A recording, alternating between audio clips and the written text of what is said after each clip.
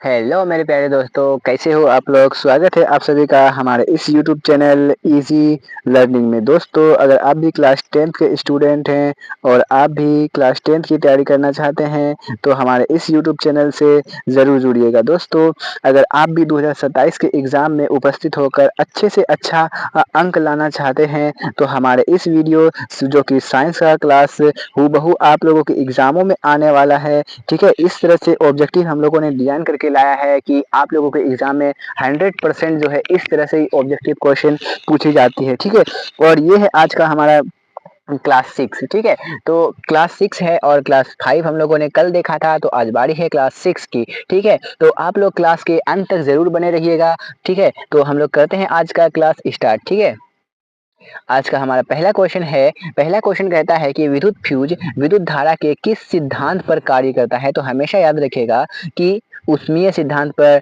या फिर चुंबकीय सिद्धांत पर या फिर रासायनिक पर या फिर इनमें से कोई नहीं। तो हमेशा याद रखिएगा कि विद्युत फ्यूज जो है विद्युत धारा के ऊष्मीय सिद्धांत पर कार्य करता है। किस पर कार्य करता है? तो ऊष्मीय सिद्धांत पर कार्य करता है। ठीक है, चलते हम लोग अब अगले क्वेश्चन की ओर। अगला क्वेश्चन है हमारा क्वेश्चन नंबर 2। क्वेश्चन नंबर 2 कहता है कि किसी कुंडली का प्रतिरोध ज्ञात करने के लिए सूत्र है। किसी कुंडली का, तो हमेशा याद रखिएगा कि कुंडली का प्रतिरोध ज्ञात करने के लिए एक फॉर्मूला होता है। प्रतिरोध को आर से सूचित किया जाता है, तो आर बराबर वी बाय आई क्या होता है? एक फॉर्मूला होता है जिससे क्या होता है? कुंडली का प्रतिरोध ज्ञात किया जाता है। ठीक है, तो ऑप्शन बी हमारा क्या हो जाएगा? Right answer. ऑप्शन बी में क्या है? आर बराबर V by I is the right answer of this question. ठीक है, चलते हम लोग अब अगले क्वेश्चन की ओर। अगला क्वेश्चन है हमारा क्वेश्चन नंबर 3। क्वेश्चन नंबर 3 कहता है कि बैटरी के बैटरी से किस प्रकार की धारा उत्पन्न होती है।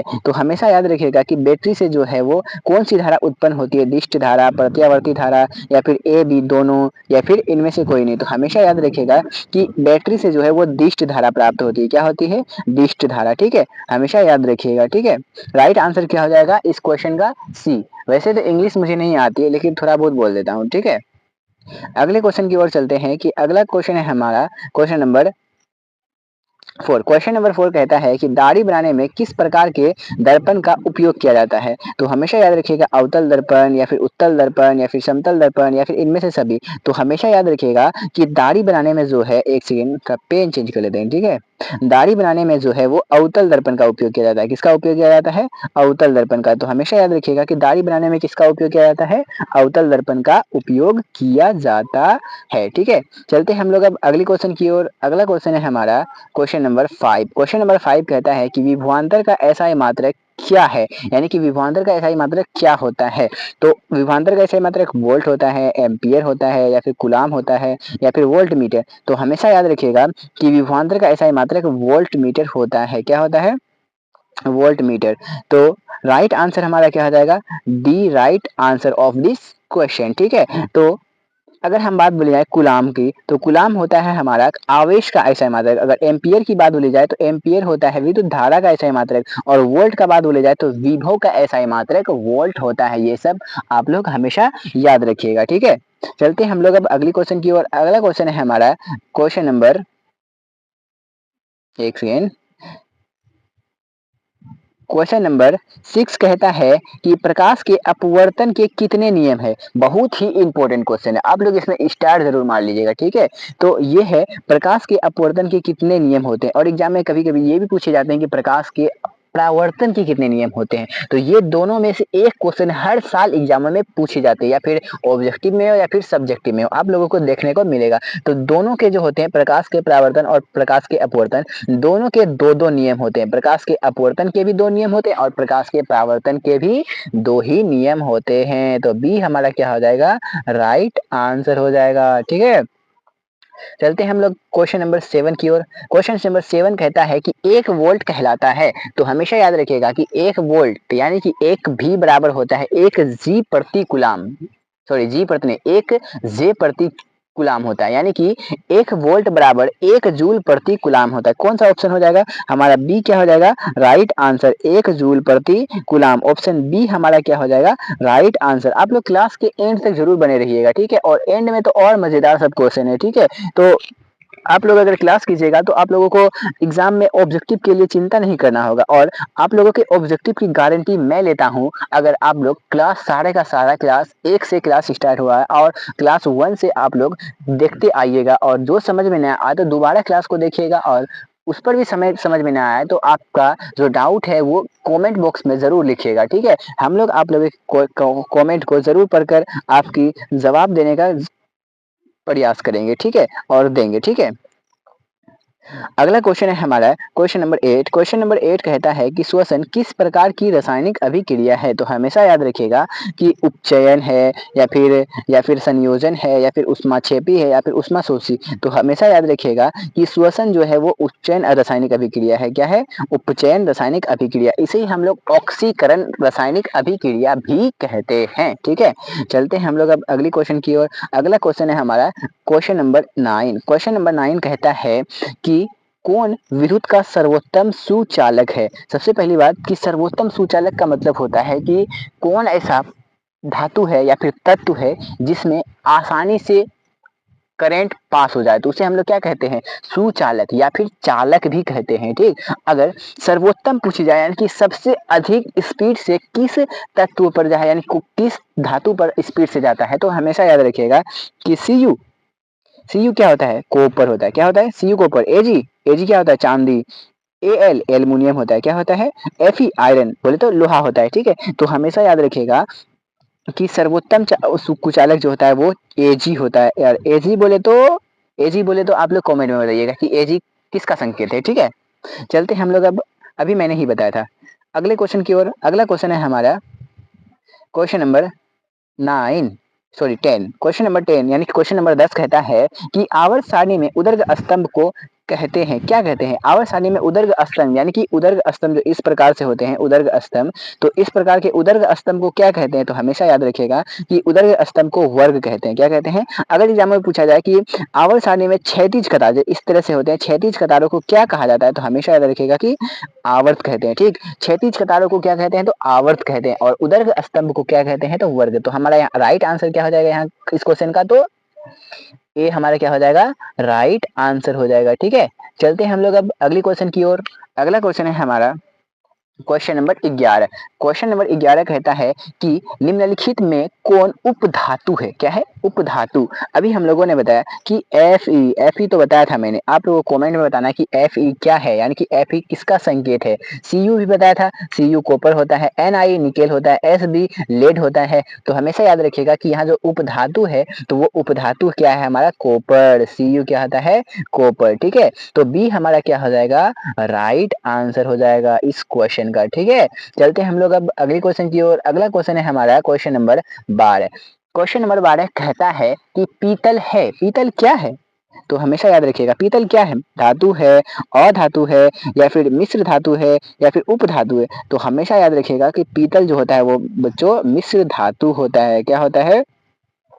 मिश्र धातु। तो ऑप्शन सी हमारा क्या हो जाएगा? राइट आंसर हो जाएगा, ठीक है। चलते हम लोग अब अगली क्वेश्चन की ओर। अगला क्वेश्चन है हमारा क्वेश्चन नंबर 13। क्वेश्चन नंबर 13 कहता है कि अम्लीय विलयन का पीएच मान होता है, यानी कि अम्लीय विलयन का पीएच मान क्या होता है। तो हम लोगों ने पिछले ही क्लासों में पढ़ा था कि उदासीन विलयन का पीएच मान 7 होता है। क्या होता है? उदासीन विलयन का पीएच मान क्या होता है? 7। अगर 7 से अधिक हो पीएच मान तो वो क्या होता है? क्षारीय होता है। क्या होता है? क्षारीय होता है। और 7 से अगर कम हो तो उसे हम लोग अम्ल कहते हैं। क्या कहते हैं? अम्ल। तो यहाँ पूछा है अम्लीय विलयन, तो क्या हो जाएगा हमारा राइट आंसर? 7 से कम। अगर एग्जाम में पूछे क्षारीय तो क्षारीय में क्या हो जाएगा? 7 से अधिक। अगर उदासीन विलयन की बात पूछे तो क्या हो जाएगा? सिर्फ 7। तो यहाँ पर राइट आंसर हमारा क्या हो जाएगा? ऑप्शन बी राइट आंसर, यानी कि अम्लीय विलयन का पीएच मान जो होता है वो 7 से कम होता है। क्या होता है? 7 से कम, ठीक है।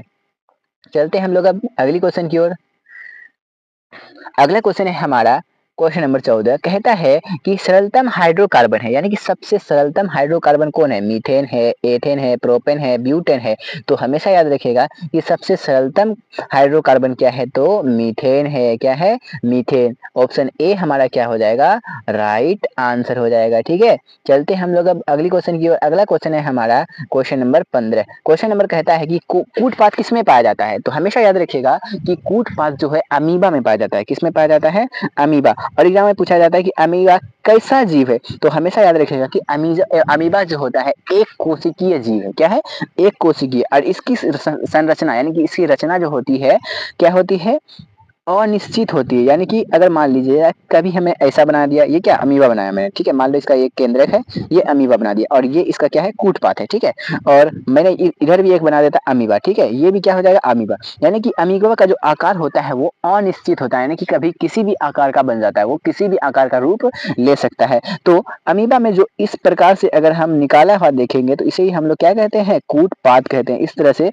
और वो किस लिए निकालते हैं? तो अपना भोजन को पकड़ने के लिए। और एग्जामों में ये भी पूछा जाता है कि अमीबा अपना भोजन किसके द्वारा पकड़ते हैं? तो हमेशा याद रखिएगा कि कूटपाथ के द्वारा। किसके द्वारा? कूटपाथ के द्वारा अमीबा अपना भोजन पकड़ता है। तो कूटपाथ अगर एग्जामों में पूछा जाए कि कूटपाथ किसमें पाया जाता है, तो हमेशा क्या याद रखिएगा कि अमीबा में। और राइट आंसर क्या हो जाएगा हमारा? बी राइट आंसर हो जाएगा। ठीक है, चलते हम लोग अब अगली क्वेश्चन की ओर। अगला क्वेश्चन है हमारा क्वेश्चन नंबर 16। क्वेश्चन नंबर 16 कहता है 16, यानी कि पुष्पी पौधों में लैंगिक जनन होता है। पुष्पी पौधों में लैंगिक जनन किस प्रकार से होता है? अगर हम बोले जाए नर जनन अंग पुंकेसर, या फिर उसमें क्या पाया जाता है? परागकोश। परागकोश के अंदर क्या पाया जाता है? परागकण। और मादा जनन अंग होता है अंडाशय। अंडाशय। जब जब नर जनन अंग का परागकण अगर अंडाशय पर जाकर गिरता है या फिर किसी माध्यम से वहां तक पहुंचता है तो क्या होता है? निषेचन होता है। तो उसे हम लोग क्या कहते हैं? निषेचन। पुष्पी पौधों में लैंगिक जनन यानी कि निषेचन भी कहते हैं उसे। ठीक है, तो हमारा राइट आंसर क्या हो जाएगा इसका? तो फूलों के द्वारा। किसके द्वारा? यानी कि वो किसके द्वारा होता है पुष्पी पौधों में जनन? तो फूलों के द्वारा। बी हमारा क्या हो जाएगा? राइट आंसर हो जाएगा इस क्वेश्चन का। ठीक है, और अगर आप लोगों को अगर क्लास अगर अच्छी लगी है तो लाइक लग रही हो तो लाइक जरूर कीजिएगा। ठीक है, और हमारे इस अगर चैनल में नए आए हैं तो सब्सक्राइब जरूर कर लीजिए, क्योंकि आप लोगों के लिए हम इस तरह के बहुत सारे ऑब्जेक्टिव क्वेश्चन की क्लास लाते रहते हैं और आप लोग जरूर देखते रहिएगा। ठीक है, तो उम्मीद है कि आप लोग अगर क्लास कीजिएगा और ए टू जेड तक क्लास कीजिएगा, हमारे हर क्लास को फॉलो कीजिएगा, हर टाइम टेबल को फॉलो कीजिएगा, तो आप लोगों के एग्जाम तक आते आते, और अभी से हम लोग तैयार करने भिड़े हैं, और तो याद रखिएगा कि एग्जाम तक आते आते आप लोगों की ऑब्जेक्टिव बहुत ही अच्छी हो जाएगी। ठीक है, और बहुत सारे बच्चे सोचते हैं कि अभी क्या पढ़ना, अभी पढ़ के कोई फायदा नहीं। तो नहीं दोस्तों, ऐसा बात नहीं है। अगर टॉपर आपको बनना है या फिर अच्छे से अच्छे अंक लाना है तो आपको पढ़ना ही पड़ेगा। ठीक है, और सारे बहुत सारे बच्चे सोचते हैं कि जब 2 महीना 3 महीना बचेगा तो खूब पढ़ेंगे, खूब रात भर पढ़ेंगे, और उसके बाद क्या करेंगे? एकदम फर्स्ट कर जाएंगे, सबको दिखाएंगे कि हम लोग 3 महीना पढ़ के फर्स्ट कर गए। तो दोस्तों कि फर्स्ट करना आजकल के एग्जामों में छोटी मोटी बात है, क्योंकि आप लोगों के एग्जाम में 50% ऑब्जेक्टिव कर दिया है, और ऑब्जेक्टिव तो बच्चे तुक्का मार के भी आ जाते हैं, जिसका लक सही होता है तो तुक्का भी सही हो जाता है। ठीक है, तो हमेशा याद रखिएगा। और आपको अगर अच्छे से अच्छा अंक लाना है तो अगर आप लोग अभी के एग्जामों में अगर 400 पार नंबर नहीं लाए तो आप पहले के फर्स्ट के बराबर है वो 400 नंबर। ठीक है, तो अभी से ही ध्यान दीजिए। ठीक है, तो आपको उम्मीद है कि 450 पार जरूर कीजिएगा। ठीक है, तो चलते हैं हम लोग अब अगली क्वेश्चन की ओर। अगला क्वेश्चन है हमारा क्वेश्चन नंबर 17। क्वेश्चन नंबर 17 कहता है कि निम्न में कौन उत्सर्जी अंक है? तो हमेशा याद रखिएगा कि विरिकक या फिर अग्नाशय या फिर आंख या फिर इनमें से कोई नहीं। तो हमेशा याद रखिएगा कि विरिकक जो है वो क्या होता है? उत्सर्जी अंक है। ऑप्शन ए हमारा क्या हो जाएगा? राइट आंसर हो जाएगा। ठीक है, चलते हैं हम लोग अब अगले क्वेश्चन की ओर। अगला क्वेश्चन है हमारा क्वेश्चन नंबर 18। शुक्राणु बनता है, बहुत ही इंपॉर्टेंट क्वेश्चन है कि शुक्राणु बनता है कहाँ पर बनता है? तो विडिशन में बनता है। कहाँ बनता है? विडिशन में। ऑप्शन ए हमारा क्या हो जाएगा? Right answer. अगर बात पूछी जाए कि अंडाणु, अंडाणु कहाँ बनती है? तो अंडाणु हमेशा याद रखिएगा कि अंडाणु जो बनता है वो कहाँ बनता है? तो अंडाशय में। कहाँ बनता है? अंडाशय में। अगर पूछी जाए कि अंडाणु निषेचित होता है, यानी कहाँ निषेचित होता है, तो हमेशा याद रखिएगा कि कहाँ होता है? फेलोपियन नलिका में होता है। कहाँ होता है? फेलोपियन नलिका में। ठीक है, चलते हैं हम लोग अब अगली क्वेश्चन की ओर। अगला क्वेश्चन है हमारा क्वेश्चन नंबर 19। क्वेश्चन नंबर 19 कहते हैं कि निम्न में से कौन प्राकृतिक संसाधन नहीं है?